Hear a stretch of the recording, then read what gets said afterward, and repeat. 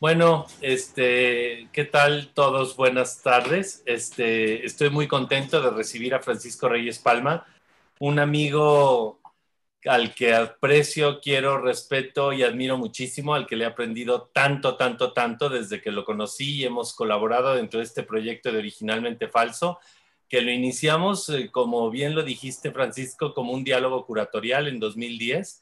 Y han pasado 10 años y el proyecto continúa y qué mejor para un proyecto como Originalmente Falso que esté en diálogo con la colección del Munal y que esté en esta exposición que dentro del programa académico, donde hubo 4 conferencias, la primera le hice pues en vivo ahí con Abraham Villavicencio, que fue curador de la exposición en el Munal, y la segunda fue con Sonia Sierra, una investigadora de periodismo de los falsos y demás, que fue una plática maravillosa, y algo que tenía que ver con materiales y restauración y demás, con Elsa Arroyo, una investigadora del Instituto de Investigaciones Estéticas, que fue también increíble.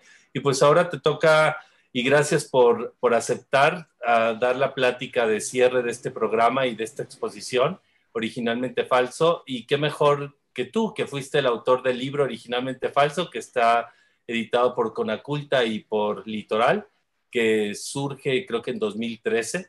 Y pues bueno, para los que no conocen a Francisco, Francisco Reyes Palma es historiador de arte y curador. Es el autor, como lo dije, del libro Originalmente Falso, y sus últimas exposiciones, que ha curado muchísimas, una extraordinaria, la penúltima que has curado es de Matías Gueris, que se presentó en el Museo Reina Sofía en Madrid, en España, y también llegó a México, al Museo Amparo en Puebla, y la de Marcos Curtix, que estuvo en el MUAC y también en el Museo Amparo. Tuve la fortuna de ver las dos, que me pareció extraordinaria, y ya tengo el libro que también es brillante, igual que el de Matías. Y pues bueno, Francisco, pues adelante, bienvenido.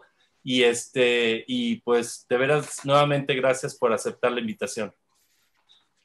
Contrario, me da mucho gusto encontrarme pues, no cara a cara en términos de lo que acostumbrábamos, que es en una sala en vivo, pero en estas condiciones sí me parece como importante no detener el diálogo que uno siempre mantiene con los públicos de museo, con los visitantes y con el medio académico.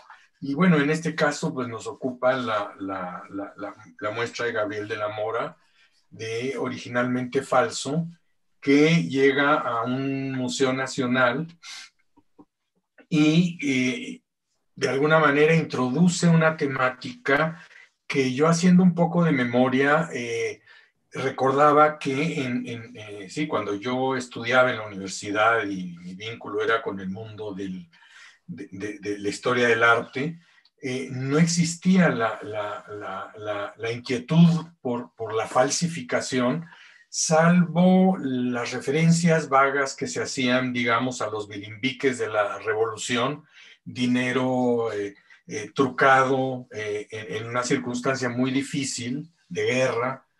Eh, Posteriormente se seguía hablando de falsificación, pero más bien de moneda. Es decir, la idea del falso artístico permanecía como en una especie de penumbra, ¿no? Y estoy hablando de los años 60. Es curioso porque en esos años estuvo en México uno de los falsificadores más connotados de arte, de arte moderno, es decir, pero se puede decir legítimamente un artista que era capaz de emular las maneras expresivas de todos los artistas del postimpresionismo, o sea, los grandes nombres, es decir, que estaban en los grandes museos, pues eran como parte de su trazo acostumbrado, y lo que hacía eran, cuando vio que su situación de supervivencia era difícil, pues lo que hizo fue emular la manera de pintar de los otros con tal éxito que empezó a llenar colecciones y museos con sus falsificaciones. Este hombre estuvo en México, intentó de alguna manera colocar obra, se puso en contacto con un galerista en México, pero el galerista fue más ducho y la verdad es que le corrigió la plana, es decir, no le pagó la obra, se dio cuenta de que había ahí algo que no funcionaba. Y bueno, después empiezan las tensiones, se publican libros, etcétera, y las opiniones del falsificador pues son así como muy negativas, pero la verdad es que es la única gente que lo paró en seco, digamos, en buen tiempo. Casi todo el mundo caía en las redes de Mirdo, de Ori, que realmente era un excelente pintor, ¿no? Entonces, estamos entrando en esa zona digamos, de la falsificación, donde el sujeto realmente es un agente capaz, es decir, no es así una cosa de turbiedad espantosa, sino pues es un hombre de mundo, es un hombre con una gran cultura pictórica y al mismo tiempo es un excelente dibujante y buen pintor y un conocedor de técnicas extremo.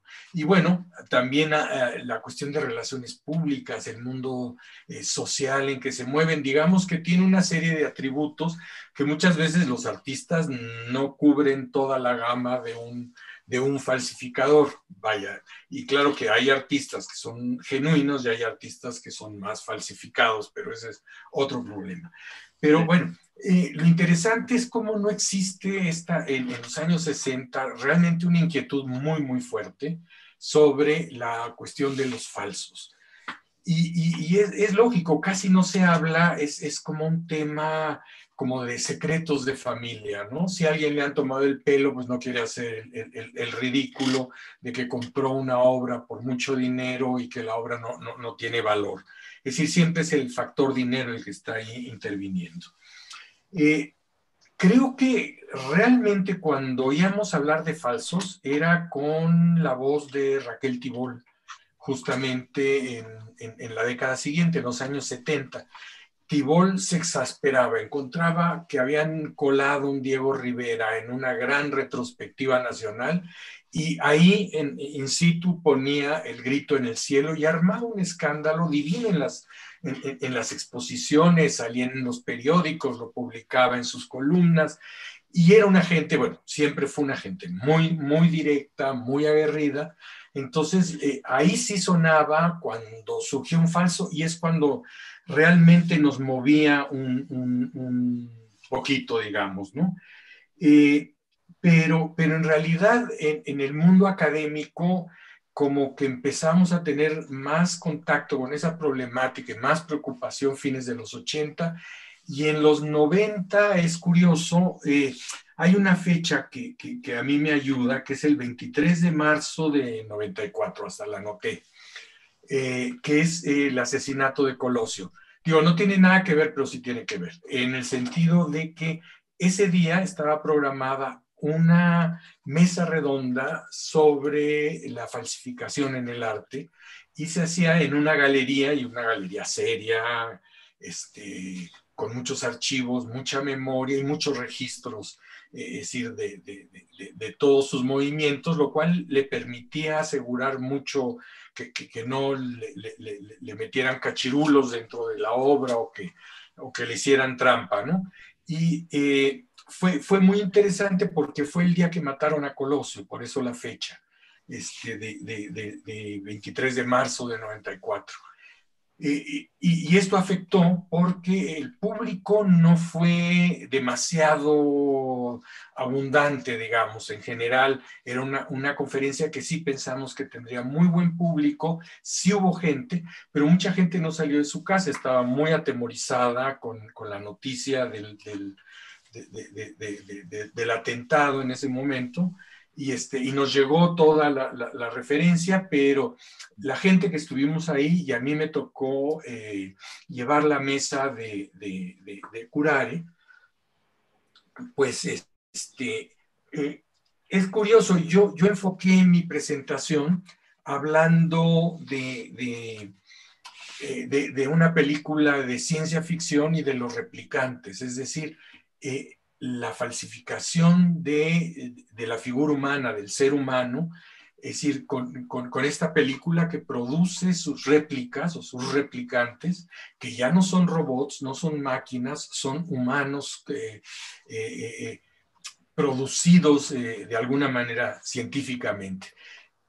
Una década después, es curioso, tendremos el primer ejemplo de una clonación de vida. Es decir, y la verdad es que tampoco se hablaba de falso. Vaya, es decir, los replicantes sí eran reprimidos, eran un peligro, trataban de destruirlos muy pronto, y está ya el concepto de destrucción de la copia que no es exactamente el original humano. Y en el caso que les digo que más de una década después, lo que surge es la clonación de una oveja, es decir, un ser vivo, real, hecho en laboratorio, pero no se hablaba de falso, sino que había la sorpresa de duplicar la vida humana, que yo creo que es la misma sorpresa un poco que da el que una obra hecha por un humano distinto al autor sea confundida, o sea, logre parecerse de tal manera, esta idea de la emulación de la obra o la emulación de la vida, son fenómenos que sorprenden y crean mucha, es decir, como mucha inquietud, mucha curiosidad, pero digamos que más allá no iba esto. En la conferencia esta que comento en la Galería de Arte Mexicano, realmente la gran presencia fue la de Brígido Lara, un hombre que fue a la cárcel en los años 70, acusado de tráfico de material arqueológico que es patrimonio. Y entonces él dijo, no es tráfico de patrimonio, es producción mía, yo soy un artesano. Es curioso, no se puso como artista, sino que era un reproductor de la historia desde una lógica artesanal.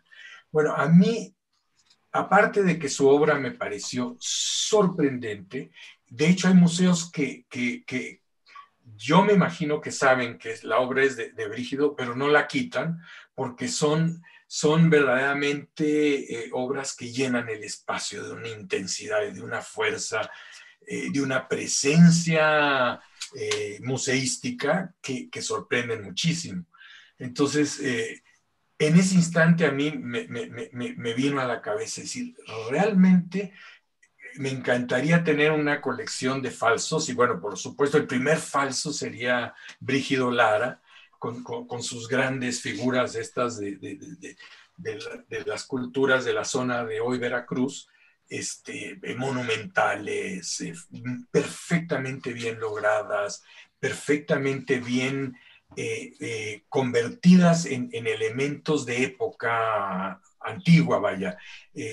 Lograba darles la apariencia del paso de los años de una manera increíble. Bueno,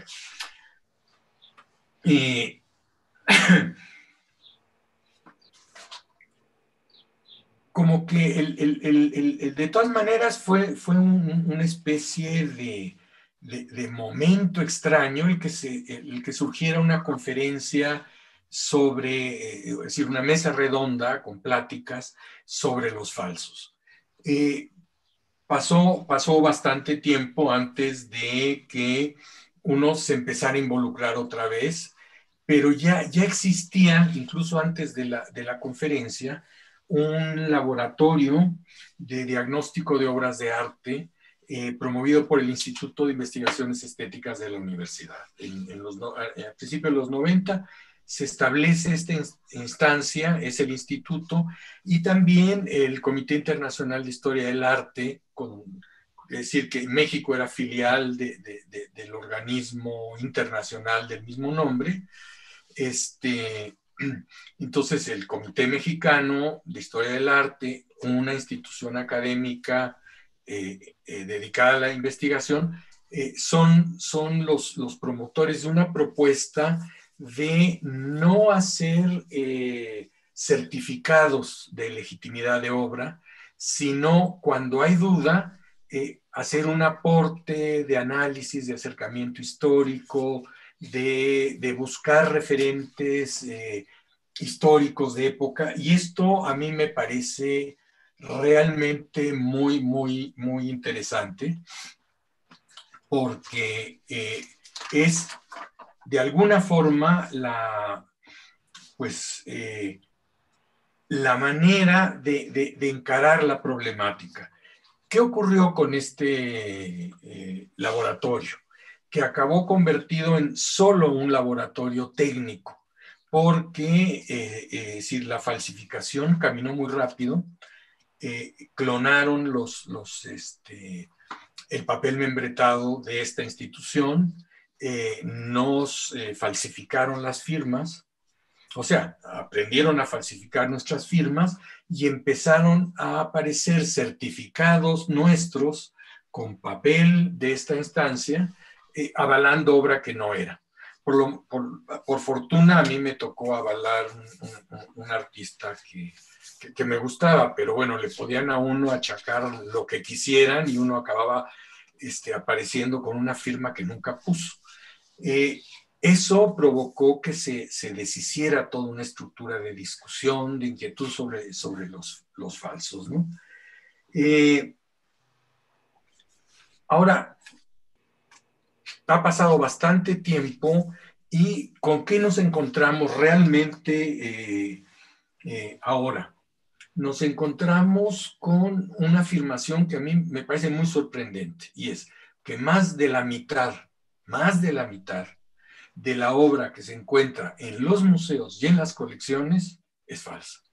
Es brutal decir una cosa de esas, pero hay instancias que han hecho estudios, hay gente que ha escrito artículos, habrá que ahondar en esto, pero realmente resulta como, no sé, un poco enloquecedor encontrarse con una situación que es como la pérdida de confianza, y eso hace que uno entienda como la distancia con la que se trata la cuestión de la falsificación, que sin duda es una cuestión muy álgida para las instituciones, para los coleccionistas, para los museos, para las galerías, afecta muchos intereses. Entonces, parece que siempre manejamos un lenguaje como suave, más pacificador. Incluso el boletín del MUNAL, y lo acaba de retomar Gabriel hace un momento, dice que la exposición de Gabriel de la Mora es un audaz ejercicio de diálogo entre la serie del artista sobre los falsos y el acervo del museo. Y se está hablando de un diálogo, así como de una manera suave, ¿no? O sea, la verdad es que la lógica es que se amarren a golpes, a gritos, o sea, no es dialogante la falsificación. Los falsificadores no dialogan, o sea, asaltan. Y con elementos muy efectivos. Lo que pasa es que tampoco tenemos mucha claridad de qué significa el falso. Por ejemplo, una copia no necesariamente es un falso, para nada. Es decir, la copia es un ejercicio que se ha acostumbrado en las academias, copiar a los grandes maestros, es un ejercicio pedagógico. También es un ejercicio de la gente que se acerca al arte por fuera, es decir, de pintores de domingo, de que llegan y copian el cuadro de fulano, de mengano. La cuestión es que cuando alguien vivo dice le quedó bastante bien, pues y hasta puso como la manchita de la firma, pues lo hacen pasar por. Bueno, ese es digamos, otro problema. Pero el copiado tiene un sentido. Inclusive hay épocas en que el que existan copias es fundamental. Es decir, por ejemplo, las devociones, cómo se podía multiplicar la posibilidad devocional de la gente. Pues copiando los cuadros de los grandes maestros referidos a los santos, por ejemplo, ¿no? Entonces la gente podía tener su ícono sagrado en casa y hacer todos los rituales en relación con eso. De otra manera no existiría la imagen. Hay otros elementos que a veces se confunden, y esto nos lo podría en un momento ampliar Gabriel, y es la cuestión de a la manera de. Hay artistas que se entusiasman con otro artista, hacen una obra referida al otro artista, toman su estilo como motivo de representación, pero no lo están plagiando, lo están reinterpretando y le están rindiendo un tributo, un homenaje, y además acercarse a la forma del otro de decir, y cambiándole, por supuesto, y tal, y nunca engañando, es una manera de mostrar su admiración.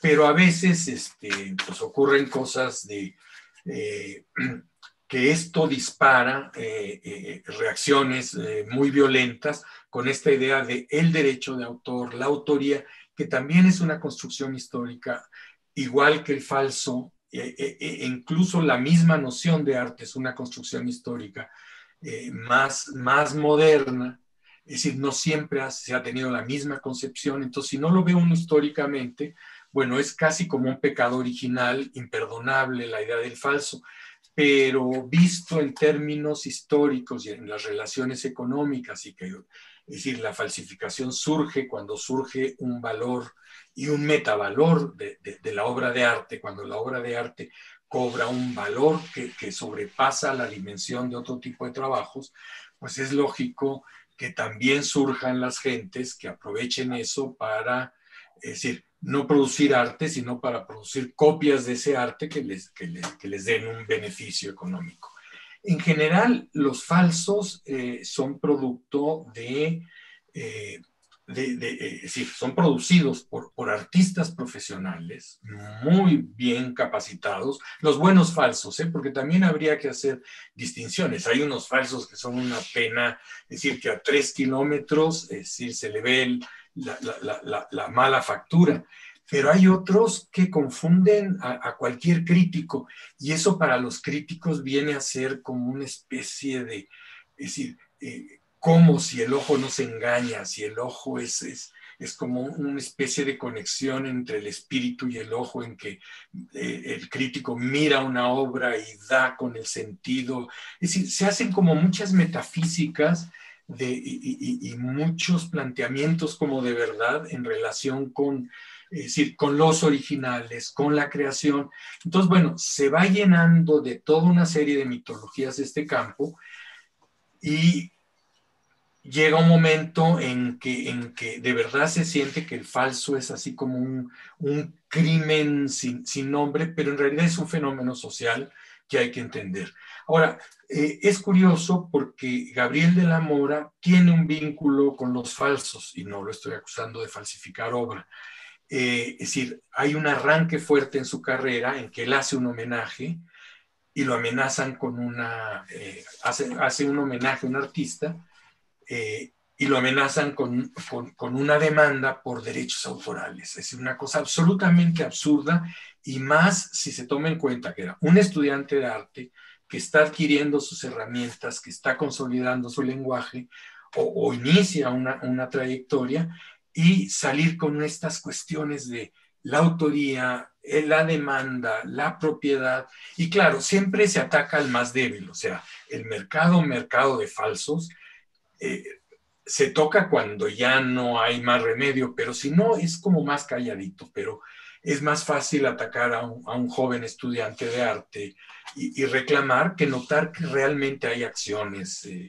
Entonces, yo tengo la impresión, y una de las cosas que no había pensado, pero ahora me surgió, es que la obra de Gabriel recorre como todas las lógicas de los falsos, o sea, arranca emocionalmente con esta idea del homenaje, es decir, malentendido por parte de sus acusadores, y también un como deseo de trabajar con el concepto de legitimidad, porque él se pone a estudiar sobre esta cuestión. Entonces, el tema de Gabriel es justamente, es decir, lo que él recupera cuando trabaja con una obra falsa, es decir, él trabaja con la materia falsificada, pero también con la idea de legitimidad y de relegitimizar una acción, pero no es devolverla a su estado original, no es devolverla al autor inicial, sino hacer la obra suya, con lo cual entramos en una especie de recoveco que da, un giro, un retorcimiento, que es, se apropia en el fondo de la obra del falsificador, del autor, y genera una tercera opción, que es su obra conteniendo esos dos elementos. Si se nota, es decir, son estas maldades que permite hacer el arte conceptual de alguna manera, pero que siempre son torceduras interesantes, vuelcos en la manera de relacionarse con el arte. Entonces, la falsificación, decimos, está hecha por artistas profesionales que muchas veces por ahí logran sobrevivir. Para Gabriel no es eso, él trabaja con la materia falsificación como un concepto y lo trabaja pictóricamente, fundamentalmente, pero va recorriendo también las etapas y un poco la evolución misma de los falsos, porque por ejemplo, primero, si los falsificadores se meten con la firma, el soporte, el papel, el lienzo, los pigmentos, y lo importante es que la imagen sea un elemento convincente de que es obra de otro autor, o sea, del autor que firma, cuya firma también está falsificada. Pero hay un cambio ahí, un giro en la manera de falsificar, y es que en un momento dado también se falsifica el mercado de arte.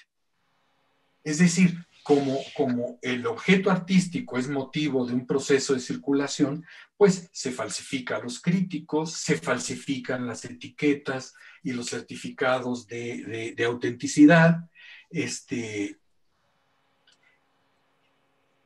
¿Y qué es lo que hace, qué es lo que hace Gabriel de la Mora? Pues también trabaja con esa parte, trabaja con los reversos de los cuadros, con esa especie de material que uno diría, bueno, pues no es más que los referentes de entrega de obra, de tal, o sea, lo podría uno ver como material de quien distribuye mercancía, ¿no? De que pasa por tal museo, se entregó, y van quedando las etiquetitas detrás de los cuadros, pero en realidad eso se convierte en una especie de pedigrí. Este cuadro pasó por este museo, esta exposición, ya están los certificados. Entonces, esa certificación que se le adosa a la obra, a las pinturas, en la parte de atrás de los lienzos, por ejemplo, pues pasa a ser también motivo de falsificación. Las firmas de los certificados de autenticidad también se clonan. Ya lo dijimos que en México tenemos esa experiencia con el laboratorio de diagnóstico de obras de arte. Y Gabriel de la Mora trabaja con todo eso. Entonces, ¿cuál es, digamos, su metodología para enfrentar este tipo de situaciones? Como se ve ya, el falso no es nada más la imagen, es toda una complejidad, incluido el mercado. Pues Gabriel se mete con la obra, se mete con la superficie pictórica, se mete con el reverso de los cuadros.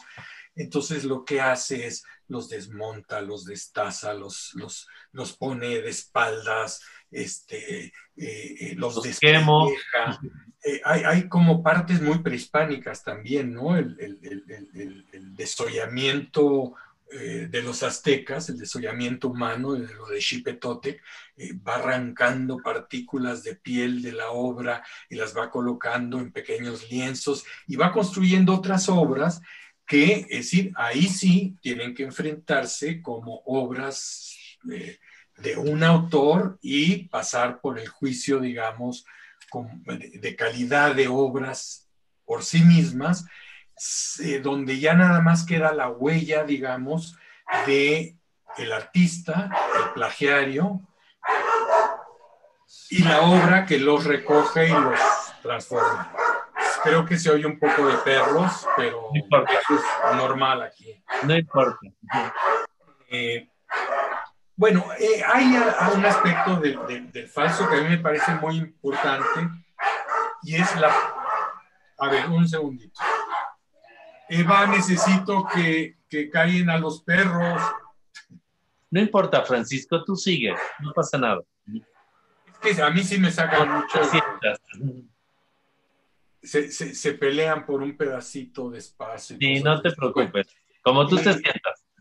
yo creo que hay un aspecto que es muy interesante y ese lo plantea un filósofo que es Benjamín, Walter Benjamín, y es el problema de la reproductibilidad. Es decir, la obra se duplica de muchas maneras y no necesariamente eso la falsea.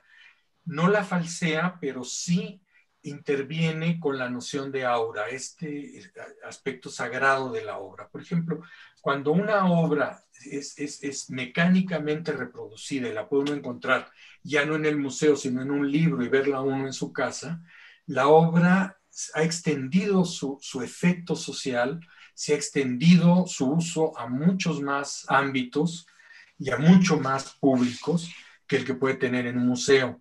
Pero en ese instante, a mayor reproductibilidad, hay una pérdida de aura. En el caso de la falsificación, es decir, sí se trabaja, pero sobre todo se trabaja con el aura de mercado. O sea, hay una tendencia a vincularse más con artistas que tienen un gran éxito económico y entonces como que son los más los más reproducidos. ¿Por qué? Pues porque pueden dar una mayor ganancia, obviamente, ¿no? Bueno, en el último tercio del siglo XX, del siglo pasado, que bueno, está muy cercano, pero es pasado ya, hay un fenómeno nuevo que también vale la pena señalar y que también Gabriel lo va a incorporar a su obra, que eso a mí lo que me parece muy interesante, como toda la falsificación está trabajada en las obras de Gabriel de muchas maneras, ¿no? Y bueno, y el fenómeno al que me refiero nuevo es especies de manufacturas de arte, o sea, han aparecido nuevas industrias de la falsificación, pero que ya no es un autor, un pintor que está obteniendo recursos para sobrevivir y luego incluso para vivir muy bien, sino que ya son empresas que incluyen todo el proceso comunicativo de una obra. Es decir, producen las obras, producen los libros, producen la crítica, producen objetos asociados al artista y convierten todo esto en negocios millonarios, porque además lo encaminan artistas de gran éxito. Por ejemplo, bueno, realmente una de las cosas que sí hay que señalar es que Gabriel trabaja con estos aspectos.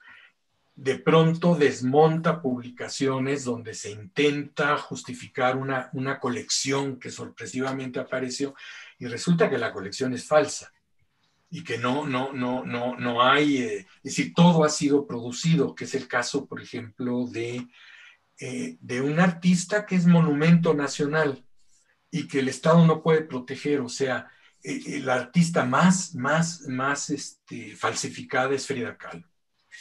Es curioso que sea una mujer. A principios de siglo jamás lo creería la gente porque decían, el artista es Diego Rivera. Bueno, Diego Rivera ya quedó así como el alumno de Frida, cuando en realidad Frida era muy joven y aprendió de Diego, y Diego era un hombre muy sabedor de arte, ¿no? Pero es una mujer que por muchas razones, y no nos vamos a meter en eso, se abrió camino en el mundo del arte. ¿Y qué ocurre con eso? Ocurre que el Estado no sabe qué hacer con su artista patrimonial más importante. O sea, no tiene elementos, no puede protegerlo, lo falsifican a cada momento. Gabriel de la Mora sí se arriesga a deshacer las portadas de esos libros donde se está tratando de justificar una falsa colección y se están vendiendo las obras que vienen reproducidas en ese libro. En fin, y yo creo que ese es el otro aspecto que a mí en un momento dado hasta me preocupó, porque el artista empezó como a meterse en el mundo de los falsificadores, en el sentido de indagar, de investigar. Gabriel es una gente muy obsesiva, muy disciplinada en el trabajo, entonces se metía a los espacios donde exhibían, es decir, o tenían bodegas con obra como para ver obra, pero en realidad estaba en la guarida del falsificador. Y bueno, eso siempre es riesgoso, y también es riesgoso meterse con negocios millonarios y denunciarlos. Y lo hacía, digo, también la prensa hizo críticas, o sea, no es que haya sido una cosa aislada, pero digamos, llega un momento en que esas cosas parece que no, así como hay, por ejemplo, en el laboratorio de diagnóstico de obras de arte. Es decir, hubo algunos críticos que comentaron que les ofrecían miles y miles de pesos, automóviles, por hacer, digamos, una historia que desembocara en que, claro que sí, la obra formaba parte de la lógica expresiva del artista y tal. Entonces, ofrecían dinero, pero igual cuando no es por esas vías, funcionan por la vía de la violencia. Y yo creo que Gabriel de pronto se dio cuenta y ya mantuvo mucho más distancia de que no puede uno arriesgarse a estar tan cerca de estas gentes que en el fondo son los que venden las obras, vaya, pero que uno sabe que a veces son cuestiones muy gangsteriles, ¿no? Bueno, no todos los falsos son engañosos, digo. Hay desde gente que falsifica para poner un poco en ridículo a las instituciones, a los críticos, a los museos, y les meten una obra falsa como para burlarse. Bueno, eso es perfectamente válido como crítica institucional, pero también hay momentos en que el artista, que en general lo consideran el personaje para dar certificación de legitimidad, cuando hay un artista vivo, es decir, esta es su obra, sí, sí es mi obra, pero ocurre que de pronto una gente como Cézanne dice, sí, esta obra es mía, porque le pareció muy bien hecho un Blanc. O sea, estaba hecha por otro artista, a la manera de Cézanne, pero de tan bien hecho que dijo, sí, sí es mía la obra, entonces el artista se reapropió la obra. En otros casos, por razones emocionales, un artista dice, esta obra no es mía, se está vendiendo, pero no, yo no la certifico. Entonces sale la galería que vendió originalmente la obra y dice, sí, sí es de el maestro Francisco Toledo. Y bueno, ahí ni siquiera le dan chance, o sea, por un lado falsifican al autor y tampoco le dan oportunidad de desautorizarse, o sea, de abandonar su autoría, o sea, lo obligan a seguir siendo autor aunque no quiera emocionalmente.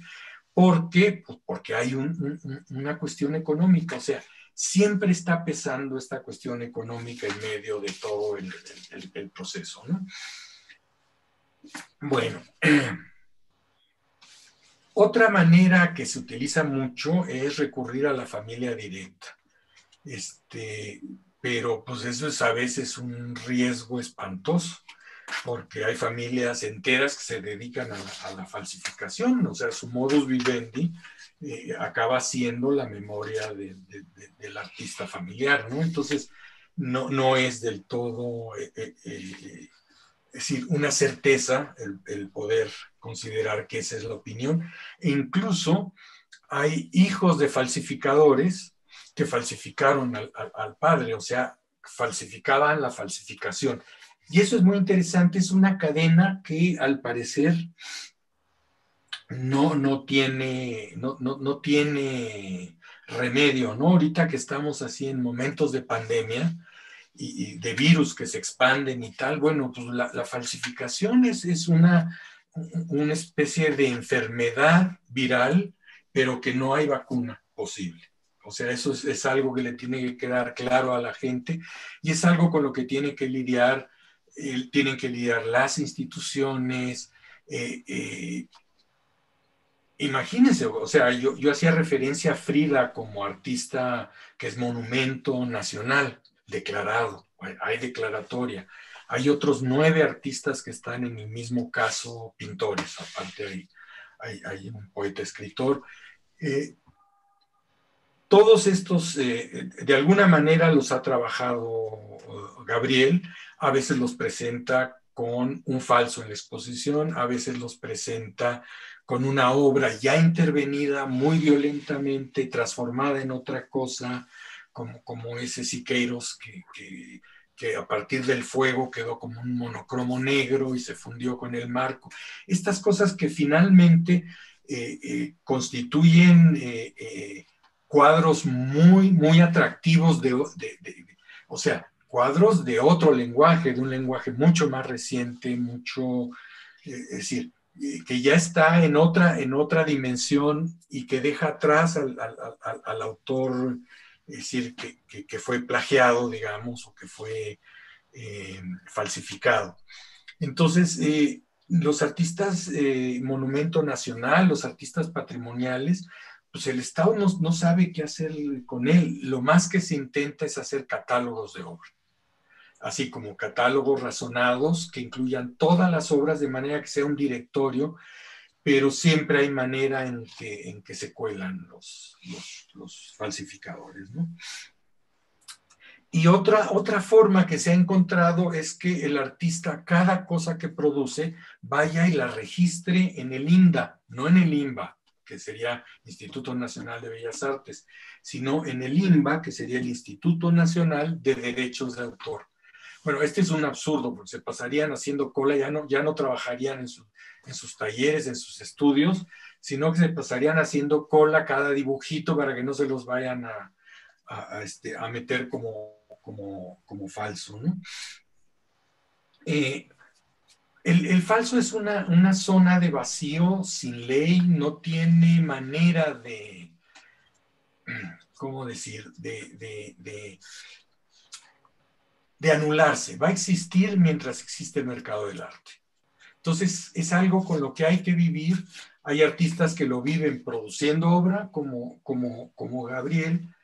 Y a mí hay un punto que me parece como muy interesante, y es en concreto, no solamente el cómo va recorriendo todos los aspectos de la falsificación, sino esta cuestión de infinitud que tiene el falso mientras exista un mercado de arte. Y eso está traducido en términos de una lógica serial que está en el trabajo de Gabriel de la Mora. O sea, él trabaja la idea de falsos y es como una serie dentro de su trabajo, pero es una serie interminable. O sea, es una serie que no va a tener un final. El artista puede decir, no hago uno más, y ahí terminaría, pero quiero decir, en términos de que él siga recibiendo de pronto o consiguiendo obra falsa, interviniéndola, violentándola, transformándola. Es decir, es una materia que nunca se va a terminar para él, vaya. Y en términos de obsesividad, pues esto funciona perfecto porque permite estar encima. Él mismo lo decía, hace 10 años platicábamos de este asunto, es decir, han pasado más de 10 años y seguimos platicando del asunto, es decir, el falso sigue presente, es una voluntad del artista, pero también es quizá una condición lógica y técnica del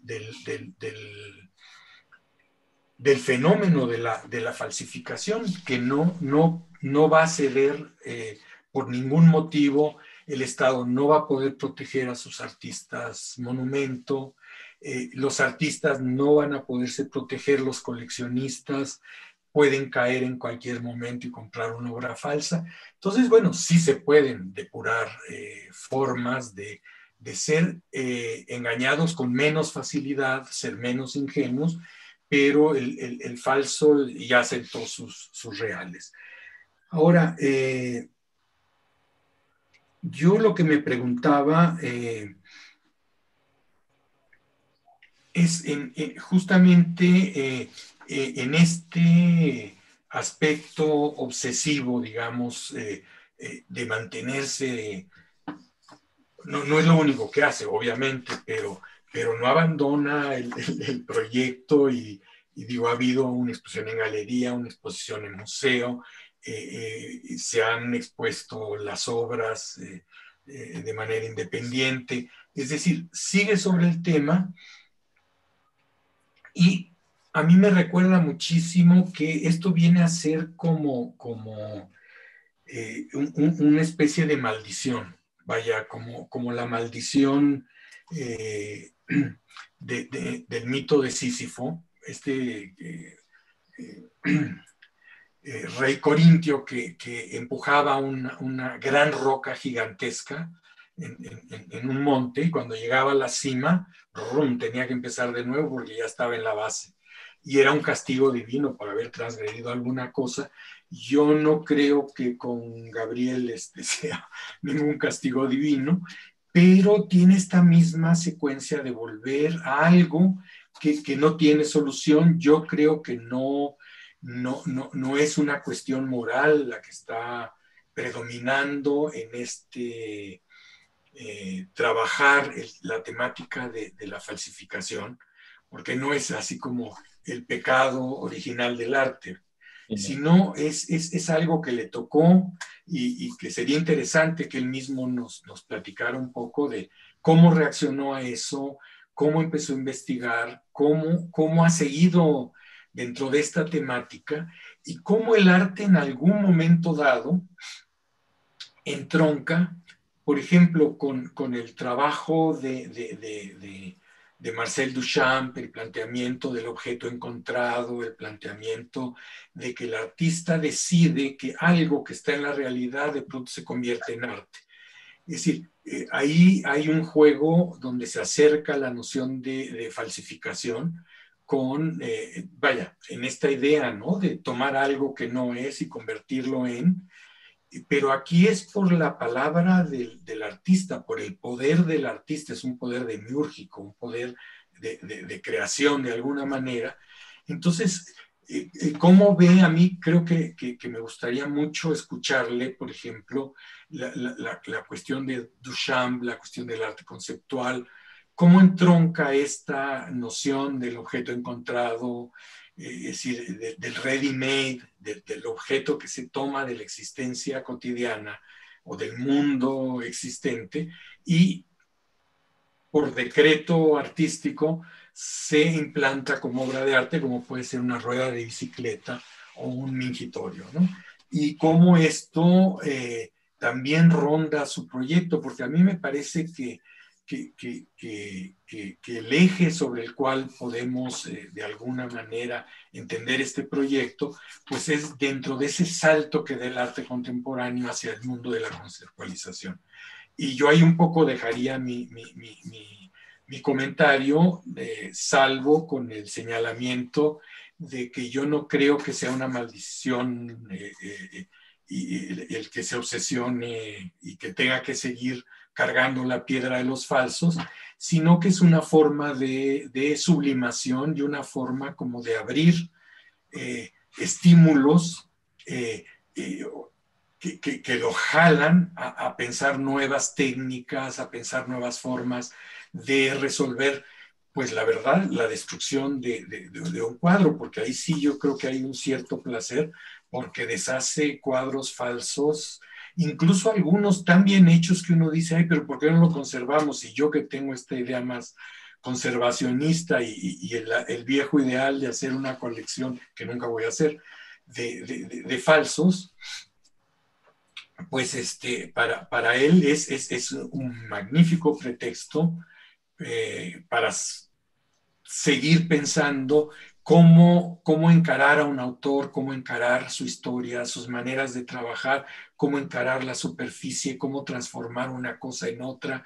Entonces, en realidad ese sí que es un laboratorio de obras de arte sin fin. O sea, ese es el laboratorio donde se podrá experimentar el resto de la vida y no como una maldición como en el mito de Sísifo, sino como una sublimación. Yo por lo menos lo percibo así y creo que lo hace muy feliz y con resultados placenteros y que realmente por eso, es decir, el diálogo que hemos establecido en estos términos, pues también ha sido muy placentero y muy gozoso, vaya, no ha sido una cuestión de hablar de lo terrible de la falsificación, sino lo creativo que puede ser un fenómeno que se ve como negativo.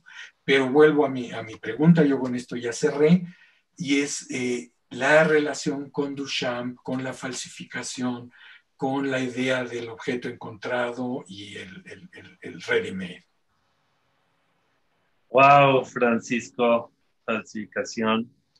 Creo que antes que nada, mil gracias. No quise interrumpirte en ningún sentido.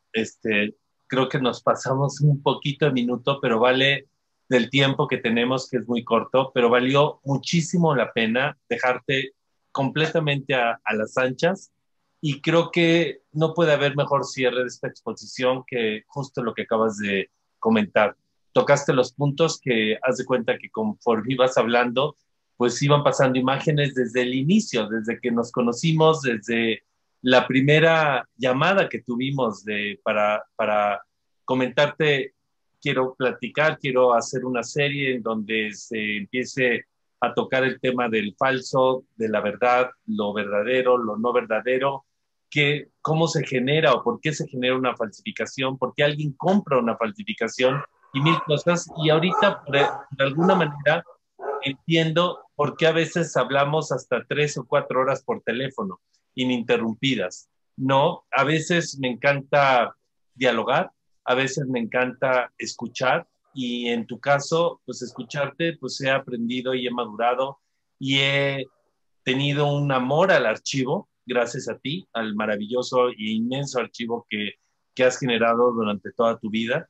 Y, y pues creo que nos hace falta una plática más, no sé si sea posible.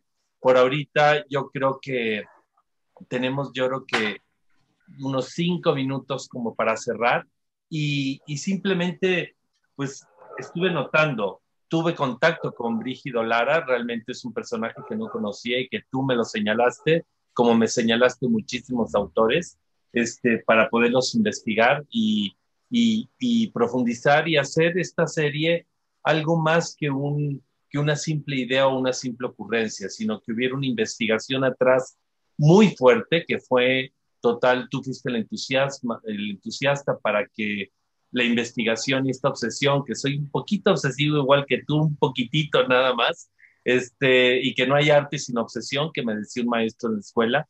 Y es un tema que, como bien lo dijiste, es un tema que es inmenso. Creo que desafortunadamente no, como bien también lo dijiste, es un tema que es un problema también, que qué bueno que este final que pusiste, que hubo algo creativo, que no todo fue negativo, sino salió algo positivo de alguna manera de un tema tan terrible como es la falsificación. Dentro de las otras ponencias, pues Sonia Sierra decía, ¿qué hacemos los artistas hoy en día frente al tema de la falsificación? Hay unos que, esa es una pregunta que empecé a hacer con colegas y había algunos que se emocionaban porque alguien los falsificara, porque eran importantes o si su trabajo de veras valía la pena para poder ser falsificable. Había otros que les tocaba el ego y decía, ¿por qué yo no estoy en la lista? Como en el Munal, la pieza que es del MUAC, que la prestó, que es de 1585 placas, donde un archivo se transforma en una obra, y es inmensa, pero eso fue hace 10 años, en el archivo de 10 años de una galería que le llegaron 1585 obras falsas de 117 artistas, la mayoría mexicanos. El número uno era Diego Rivera con 200 cuarenta y tantos, que es la línea más extensa que casi toca el gran techo del Munal, que si hubiera llegado al techo tenía que continuar hasta regresar al piso, pero ahorita, 10 años más tarde, yo creo que esa lista sería no 1585, sino posiblemente 3000, 10,000, 100,000, y algo que era inimaginable al inicio de la serie es que nos diéramos cuenta al final de la serie hace 10 años que hay, como bien lo dijiste, hay falsificaciones de falsificadores, que era una categoría que jamás hubiera tenido, y así abríamos una puerta y se abrían más. Entonces yo creo que así como descubrí que la única persona que puede autentificar una obra de arte es el artista, y a veces, como también tú lo mencionaste, se equivoca el artista, le falla la memoria o hay una intención de rencor a la persona que le regaló una obra porque la vendió por una necesidad y le da coraje, entonces la niega, aunque sí sea. Y como siempre me lo dijiste, ¿cuántas obras pues disfrutaste quemándolas o desollándolas o haciendo todos los adjetivos que bien pusiste en el libro y ahorita en esta plática? Y me decía, ¿no te das cuenta que posiblemente entre una de esas obras, posiblemente algo que creímos o creíste que era falso, pues igual pudo haber sido un original que ahora se transformó en una obra tuya que era parte del origen de la discusión de todo este proyecto? Me encantó esto que dijiste, lo de no es un diálogo con la colección de Munal, debería ser un grito, una gran fuerte discusión, porque es un tema muy, yo creo que existe, y algo que nunca imaginé es poder entablar este diálogo con originales de la colección del Munal, estar en ese museo que es extraordinario y que muchos de los autores que fueron falsificados, que los transformé en un original mío, pues existen originales, y cuando subí al acervo, yo no me quería ir de ahí. Es una cosa que muy poca gente tiene acceso a donde están guardadas todas las obras de la colección, una maravillosa colección del Munal. Pues fue algo increíble poder exhibir en vitrina falsos de mi colección que están quizá en la lista de espera para, o la sala de espera para quizás ser transformados en originales o no, y con falsos hechos originales míos y con originales de la colección del Munal, donde el público pueda tener este acercamiento. Y hay obras, como bien lo dijiste, que son ridículas, que huelen y se ven a falso y que son unas caricaturas y unas cosas que tan dramáticas empieza a salir la risa. Copias de Walt Disney, como diría Mariana de la GAM, que nos ayudó mucho en este proyecto, que decía que Frida, como la artista más falsificada que también comentas, dice, resulta que pintó más después de muerta que en vida, que es mucho más grande la obra de falsos que están circulando por todos lados y avaladas por publicaciones y demás, que los originales reales que existen, ¿no? Entonces, realmente es un tema que es fenomenal. No sé, creo que tendremos 2 minutos para llegar justo a la hora de esta plática. Pues no sé qué quisieras agregar o qué quisieras, y a ver si se pudiera hacer otra, o seguiremos teniendo llamadas por ahorita que no nos podemos ver, pero volvernos a juntar y continuar. Y yo creo que este es un proyecto que no me imaginé, y yo creo que tú tampoco te imaginaste cuando te invité, a que hicieras este diálogo curatorial conmigo y saliera el libro. Yo creo que todavía hay muchas cosas por qué tocar y van a salir mucho más clasificaciones. Y, y qué es lo que hago yo como artista respondiendo a Sonia, y de alguna manera que creo que al ser esta la plática final de o de cierre de esta exposición, pues es de que yo pues ya empecé a meter después de este proyecto mi huella digital en los certificados, que ya ahorita una obra de arte sin un certificado de una galería que te avale, pero con la firma del artista, y si no es suficiente una firma de alguien que es disléxico y escribe al revés, todavía le voy a poner la huella digital con una tinta particular dentro de este certificado. Y creo que es muy importante, pues la mayoría de la gente, pues que compra un falso y que cae en esto, pues como bien lo dijiste, a nadie le gusta tocar el tema y hablar de esto, pero generalmente certificaban o autentificaban las obras una vez que ya lo habían pagado y nunca antes. Y siempre pues será mejor de adquirir obras de artistas vivos, con galerías que son serias y que hay un certificado de por medio y publicaciones y mil cosas más. Y pues de mi cuenta, pues me gustaría que tú cerraras alguna conclusión o algo. Hay muchas preguntas que me hiciste que me encantaría responder. No sé de qué momento las pueda responder, pero creo que ahorita ya no tenemos tiempo, pero me gustaría también que tú cerraras y que tú dijeras algo antes de dar por concluida esta plática que pudo haber sido de 6 horas y nos quedaríamos con ganas de seguir platicando de un tema tan maravilloso y tan fuerte y tan cruel como el de la originalidad y la falsificación. Ya, bueno, no, pues yo lo único que diría para cerrar es que no hay cierre. Me Entonces, encanta. es un espacio Wow. abierto, va a seguirse eh, trabajando de alguna manera sobre la cuestión porque, es decir, porque sí crea inquietud, porque cuando algo permanece oculto y no se deja que se manifieste, también eso requiere de una explicación, o sea, ¿por qué no sale a flote? ¿Por qué no se externa de manera mucho más espontánea? Es decir, el vivir rodeados de falsos, es decir, que es un poco la misma simulación social, vaya, de que vivimos rodeados de muchas falsificaciones, pero como para poder soportar la existencia las pasamos por alto.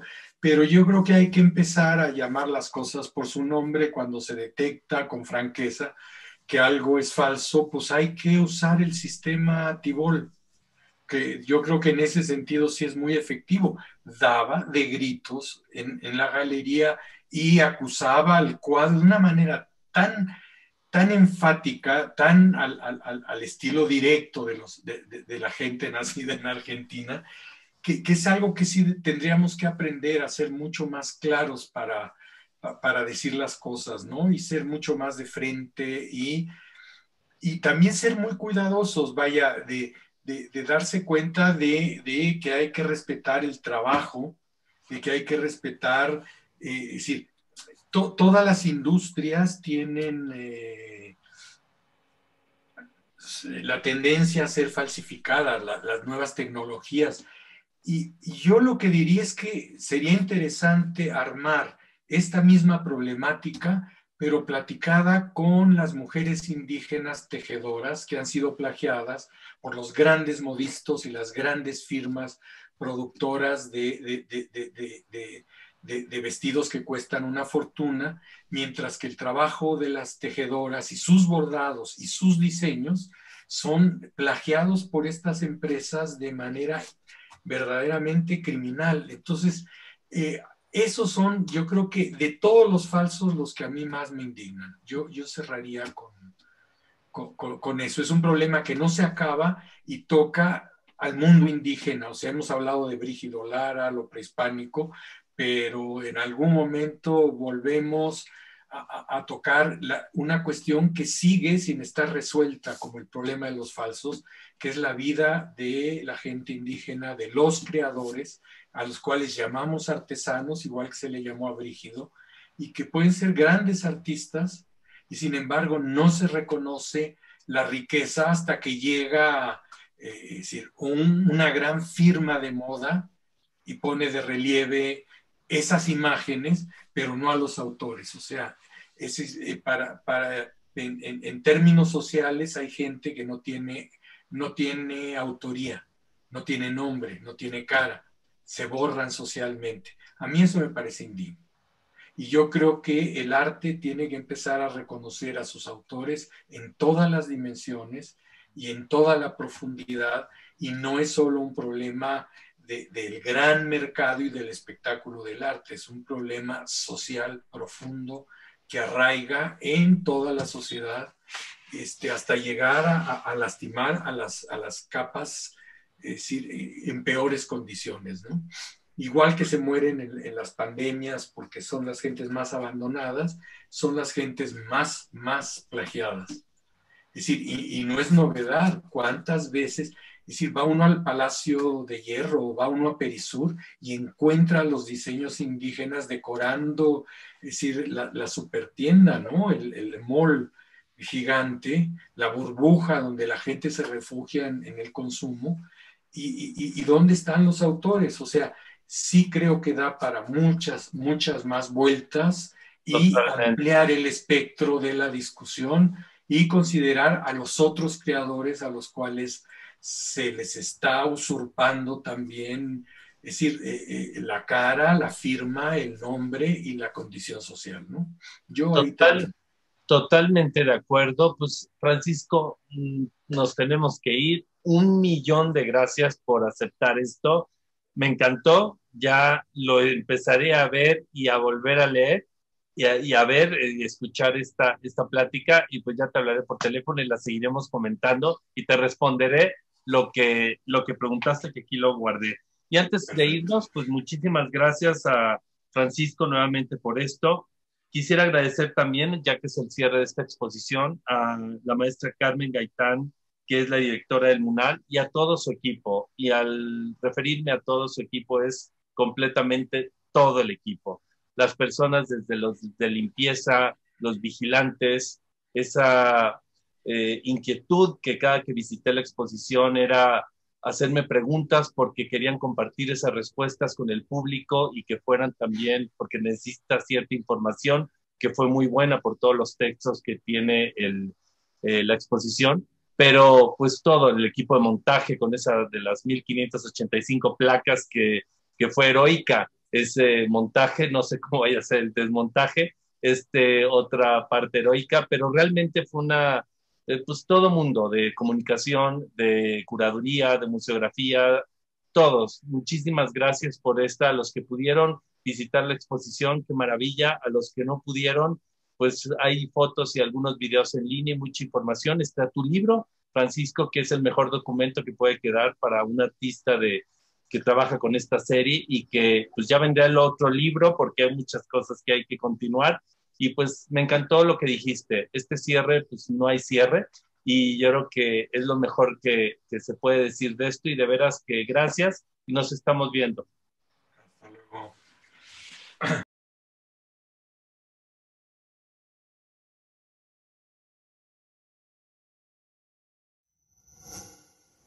Gobierno de México.